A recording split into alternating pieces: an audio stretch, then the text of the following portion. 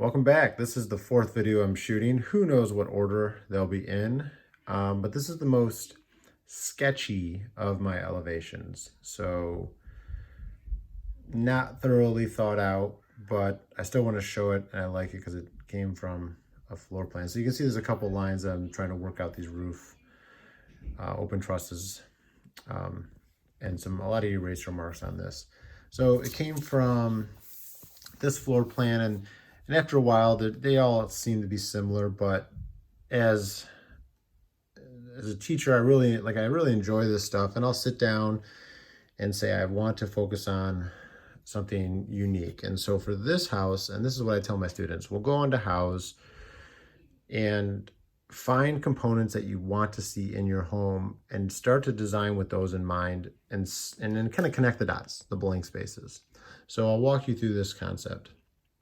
I wanted to have some type of vegetation or fake plants, whatever, in my foyer. Some kind of, like, you walk in and there's like a jungle and feeling. So I wanted like 10-foot tall plants, and I needed space for those.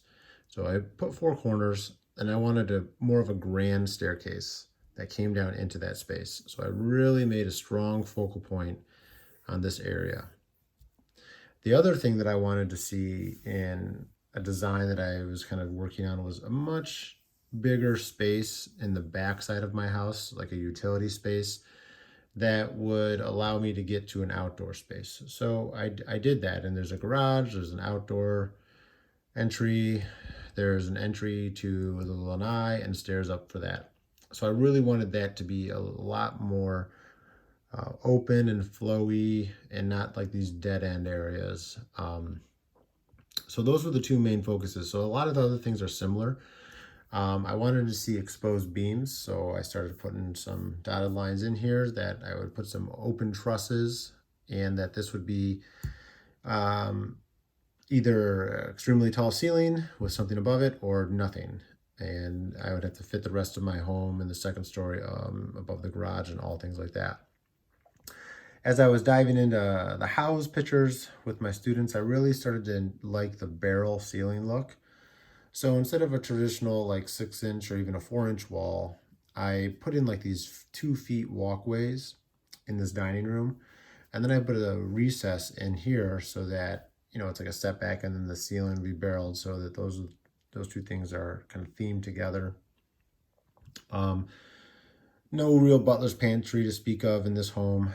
And you can see similar concepts like staircase on the left, hallway, den, etc., half bath, fairly common. And so, get stuck in a rut, hearth room, a lot of things that I tend to design over and over and over. So the second floor, because of those higher ceilings, I would probably put it at fairly low pitch, 612 at the most. But it would require extra stairs to get into this master suite area. And so that's where, it's easy for me as a teacher and a non-licensed architect to just kind of design it and say, it's close enough. But I know I'd have to really flush that out a lot more to make it perfect. So you can see there's stairs up into this loft center as well. So I identified it, and we'll go with it. Laundry, walk-in, open to below, nursery, and then still 3 suites over on the garage area. And so this was I still kind of fleshed out a roof plan and an elevation, and I'm going to point out something right away. This is not good. There's a dead spot where the snow would sit and rainwater would sit. So sometimes that happens, and I've already committed to this large project, and I get frustrated, and that's where my architecture friends who do this for a living can't stop. They've committed to a client's work, and I can say, well, I'll start again, and let's figure this out, kids. So I had that this year. I had a student who designed a home, and we just couldn't figure out the roof plan. It was a little too complex, and I didn't want to mark him down, and said, hey, you get the experience and move on. But if you do that for a client in the future, not going to happen. So I've already gone over roof plans enough.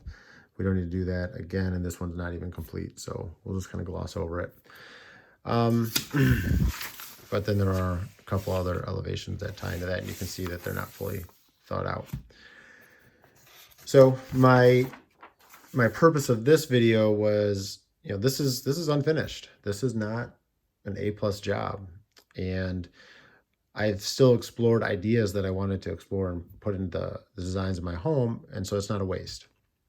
Again, in class, you're probably just doing one. I have a few students that like to do two as their last final project.